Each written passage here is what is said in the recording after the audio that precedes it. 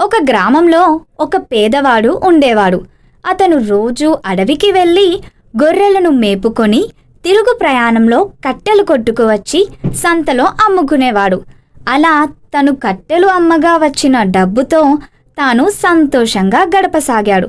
ఒకరోజు తాను కట్టెలు కొట్టడానికి అడవికి బయలుదేరుతుండగా తన కొడుకు కూడా తన వెంట వస్తానని మారాన్ చేశాడు. సరే అని తనతో పాటు తన కొడుకుని కూడా తీసుకొని వెళ్ళాడు. గొర్రెలను తన కొడుకుకి అప్పగించి దూరంగా కట్టెలు కొట్టడానికి వెళ్ళాడు. కొంచెం సేపటికి ఆ పిల్లవాడికి గొర్రెలు మేపటం విసుగేసింది.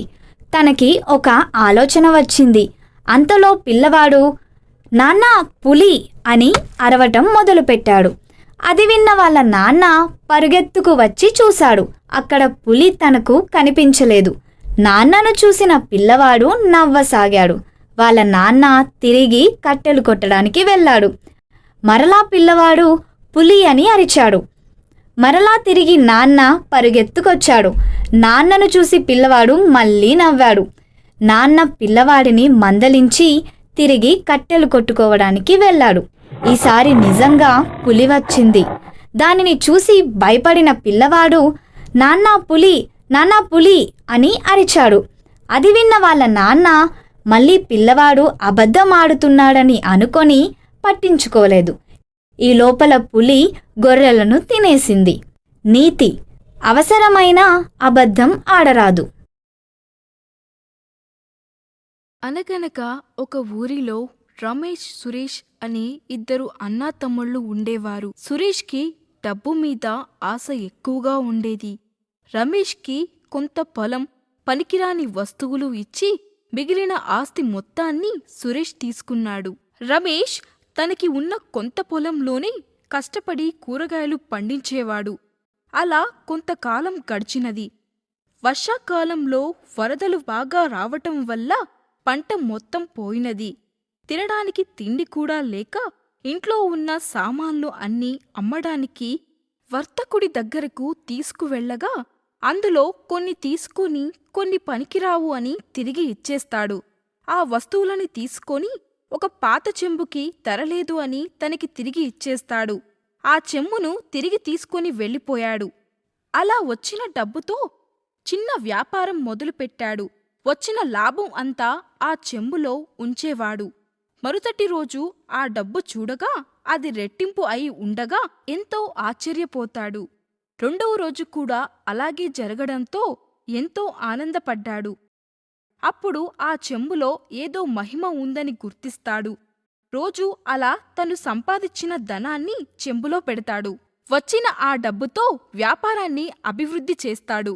ఇంకా కొంతకాలానికి పెద్ద ఇల్లు కూడా కట్టుకుంటాడు. ఇవన్నీ చూసి సురేష్ ఆశ్చర్యపోతాడు. ఇంత ధనం ఎలా వచ్చిందని దొంగచాటుగా గమనిస్తూ ఉంటాడు. రమేష్ ఆ చెంబులో పెట్టిన ధనం రెట్టింపు అవడం చూసి ఆశ్చర్యపోతాడు. ఒకరోజు రమేష్ ఇంట్లో లేని సమయం చూసి సురేష్ ఆ చెంబుని దొంగలిస్తాడు. సురేష్ కూడా వచ్చిన లాభాన్ని దానిలో పెట్టి ఉంచేవాడు. మరుసటినాడు ఎంతో ఆశగా వెళ్లి చూడగా డబ్బు రెట్టింపు కాకపోగా సగం అయింది.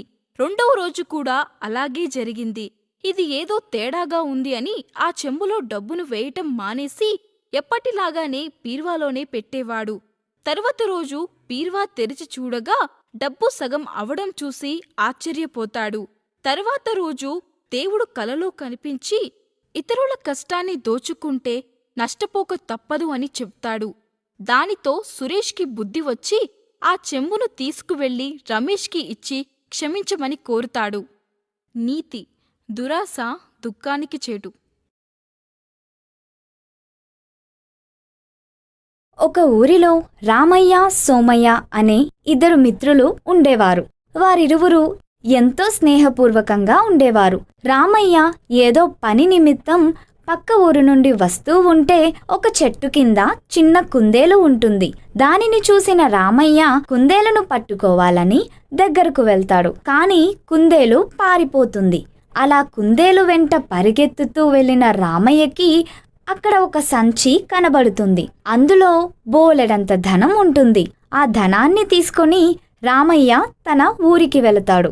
ఊరికి వెళ్ళిన రామయ్య జరిగిన కథ అంతా స్నేహితుడు సోమయ్యకు చెప్తాడు. అప్పుడు సోమయ్యకు ఒక మాయదారి ఆలోచన వస్తుంది. తను కూడా ఆ చెట్టు దగ్గరికి వెళితే కుందేలు వస్తుందని, ధనం దగ్గరికి తీసుకెళ్తుందని పక్క ఊరిలో చెట్టు దగ్గరికి వెళ్తాడు. అక్కడికి వెళ్ళి ఒక రోజంతా కూర్చొని ఉంటాడు. అయినా కుందేలు రాదు. అక్కడ 2 రోజులు కూర్చొని కుందేలు కోసం ఎదురు చూస్తాడు. అయినా కూడా కుందేలు రాదు. ఇంకా కుందేలు రాదని అర్థమవుతుంది రామయ్యకి. ఇంకా ఇక్కడే ఉంటే ఆకలితో తన ప్రాణాలు గాల్లో కలిసిపోయేలా ఉన్నాయి అని తన ఊరికి వెళ్ళి జరిగిన కథ అంతా రామయ్యకి చెప్తాడు.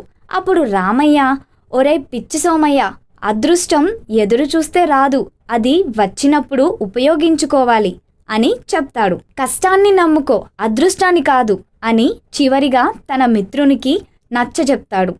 నీతి: విజయవంతం కావడానికి అదృష్టం 1% ఉంటే సరిపోతుంది. అదే కష్టం 99% ఉంటే అదృష్టం లేకున్నా విజయం సాధిస్తావు. ఒక అడవిలో ఒక భక్తుడు దేవుడు ప్రత్యక్షం కావడం కోసం ఘోర తపస్సు చేస్తున్నాడు. ఎంతకీ దేవుడు ప్రత్యక్షం అవ్వడం లేదు. ఒకవేళ దేవుడు ప్రత్యక్షమైతే ఒకసారి స్వర్గానికి వెళ్ళి రావాలని కోరికగా ఉంది అని అనుకుంటాడు. ఇంకొక కోరిక స్వామి, నాకు జీవితాంతం బ్రతకాలని, ధనం కావాలని అడుగుతానని స్వార్థంతో తపస్సు చేస్తూ ఉంటాడు. 3 వసంతాల తరువాత దేవుడు ప్రత్యక్షం అవుతాడు. ఏమి కావాలి భక్తా? ఒక కోరిక మాత్రమే కోరుకో అని అంటాడు. క్షణం ఆలోచించకుండా భక్తుడు, స్వామి, స్వర్గం చూడాలని ఉంది అని అడుగుతాడు. అప్పుడు వెంటనే దేవుడు భక్తునికి స్వర్గం చూపించి క్షణంలో కిందికి తీసుకువస్తాడు. అప్పుడు వెంటనే భక్తుడు, ఏంటి స్వామి, ఒక్కసారి అలా చూపించి కిందకు తీసుకొచ్చావు, కనీసం 1 గంటైనా స్వర్గంలో ఉండి వచ్చేవాళ్ళం కదా అని అన్నాడు. అప్పుడు దేవుడు, భక్తా, నీవు ఏమి కోరుకున్నావు? స్వర్గం చూడాలని ఉంది అన్నావు, చూపించి తీసుకొచ్చాను. నువ్వు ఉండాలని కోరుకోలేదు కదా, చూడాలి అన్నావు, చూపించాను. నీ కోరిక తీరిందా అని అడిగాడు. అప్పుడు భక్తుడు, స్వామి, ఇంకా ఒక కోరిక అని అడిగాడు. వెంటనే దేవుడు, భక్తా, నీకు ముందే చెప్పాను కదా ఒకే కోరిక కోరుకోవాలి అని. నీ ఒక్క కోరిక అయిపోయింది. ఇక నీవు జీవితాంతం తపస్సు చేసినా నేను మళ్ళీ రాను అని దేవుడు వెళ్ళిపోయాడు. స్వార్థంతో చేసేది భగవంతుడి పూజ అయినా సరే ఆ ప్రతిఫలం సంతోషాన్ని ఇవ్వదు. నిస్వార్థంగా అందరూ బాగుండాలని కోరుకుంటే అందరిలో మనము ఉంటాం కనుక మనం కూడా బాగుంటాము.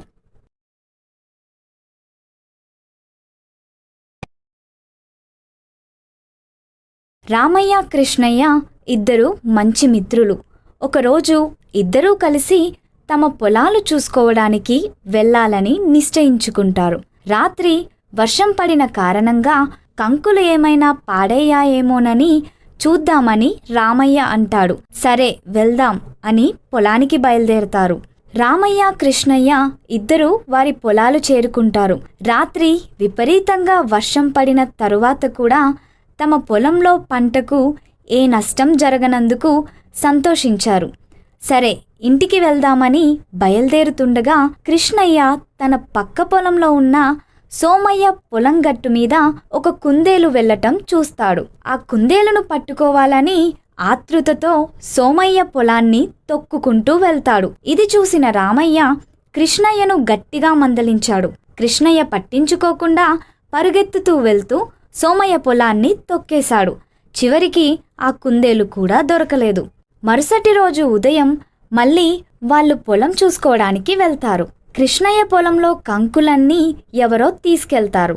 ఏమైంది అని పక్క పొలం వారిని విచారించగా రాత్రి దొంగలు వచ్చి పంటనంతా దోచుకెళ్లారు అని తెలుస్తుంది. కృష్ణయ్యకు అప్పుడు అర్థమవుతుంది, మనం ఒకరికి చెడు చేయాలని చూస్తే మనకు అదే జరుగుతుంది. మంచి చేస్తే మంచి తిరిగి వస్తుంది.